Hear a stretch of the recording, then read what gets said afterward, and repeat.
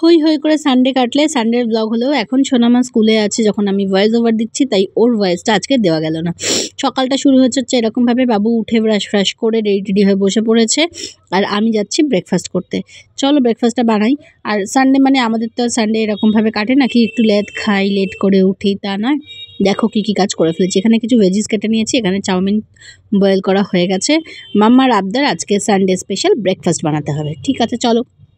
তো ও করবে নাকি ব্রেকফাস্ট, আমি ঠিক আছে চলো তুমি তাই করো। ওকে আমি এইসব কাজে ছেড়েই দিই।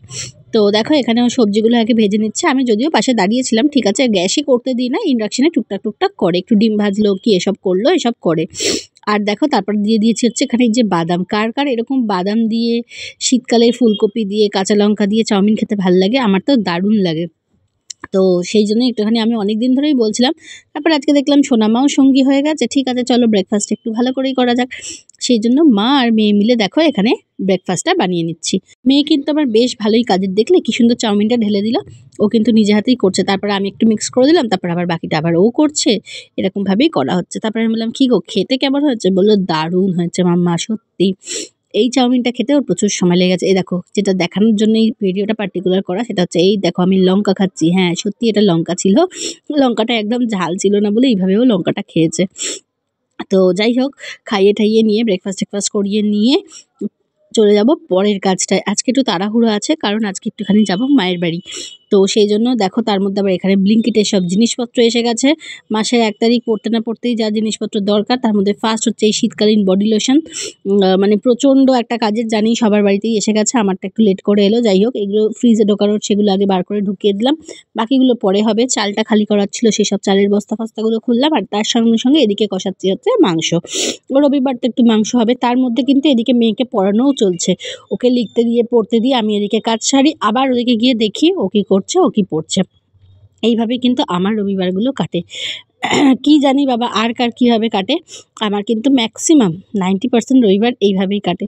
চলো তোমাদেরকে একটুখানি দেখাই যে আমি মানে একটু নিজের মতো সময় কাটাবো কি একটুখানি কাজ করব নিজের মতো, রবিবারটা অন্তত একটুখানি আনন্দ করে কাটাবো, সেরকমটা হয় না।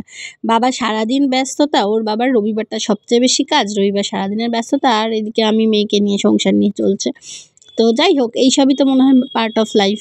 চলো এনজয় করেই কাটাই। তার মধ্যে দেখো স্নান টান করে চলে এসেছি, এখন কিন্তু 1:30 বেজে গেছে। আজকের লাঞ্চ মেনু ছিল এরকম লাল লাল ঝাল ঝাল চিকেন, আর তার সাথে ছিল হচ্ছে এই যে পালং শাকের তরকারি। সোনামা স্পিনাচ খাবো করছিল, তো সেই জন্য ওর জন্য একটুখানি, ও আর আমার মতোই করেছি, কারণ ওর বাবা তো শাক টাক খায় না। তো ওদিকে তারপরে ওকে খাইয়ে ঠাইয়ে নিয়ে ঝাড়া 1 ঘন্টা মেয়ে কেঁদেছে, কান্নাকাটি করে নিয়ে ফাইনালি পৌঁছালাম হচ্ছে মায়ের বাড়ি। ওর কাঁদার কারণ হচ্ছে ও জামা কাপড় পরবে না, মানে আমি যা বার করে দিয়েছি সেই সমস্ত জামা কাপড়ও পরবে না। দেখো এখনও মুখ হাঁড়ি করে বসে আছে, ওর জন্য ক্যামেরায় মুখ দেখাতেও পারছে না।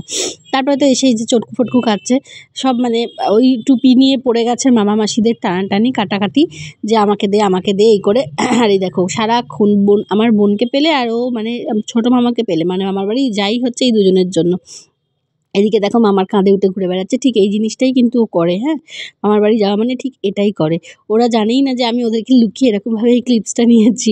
তারপরে আবদার হলো দাদুর কাছে একটু আলু কাবলি খাবো, বলতে আলু কাবলি এনে দিল। তো দেখো দেখো আমি ওকে দেখাচ্ছি এইটাই হচ্ছে গ্রেন, ও যাই হোক তো খাওয়াচ্ছি। ওর নাকি ভাল লাগে না, আমি খাবো না, ছোলা আমি খাবো না, আলু কাবলির আলু খাবো। শুধু আলু কাবলি এসছে তা কিন্তু নয়, আমার আবার ওদের ওখানকার একটা ফেভারিট সিঙ্গাড়া আছে, সেটা বললাম, বাবা সেটাও এনে দিয়েছে। গরম গরম সিঙ্গাড়া, আলু কাবলি, মোয়া সব কিছু খাওয়া হলো। খেয়ে একটুখানি গেছিলাম মামুনির ঘরে। এখানে সোনামা ভয়ে দাঁড়িয়ে আছে, কারণ ও যদি কামড়ে দেয়, আমিও একটু ভয় পাচ্ছিলাম হাত দিতে, যে যদি কামড়ে দেয়, ওপর গায়ের ওপরে হাত দেওয়া যায়, কিন্তু নিচে হাত দিতে পারছিলাম না, কারণ ও তো আর আমাকে খুব বেশি চেনে না, অ্যাগ্রেসিভ হয়ে যায় যদি কামড়ে দেয়। মামুনির সঙ্গে একটুখানি ওরকম করছিল। হ্যাঁ সারাদিন ওদেরকে নিয়ে মামুনির আর বোনের কাটে।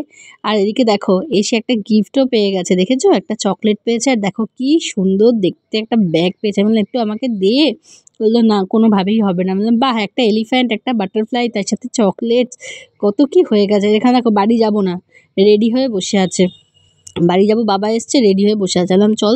ঠান্ডা তেমন একটা নেই, তবে হাওয়াটা থেকে একটু নিজেকে বাঁচিয়ে রাখাই ভালো, কারণ এখনও কাশিটা আছে, হালকা ঠান্ডা লাগা আছে।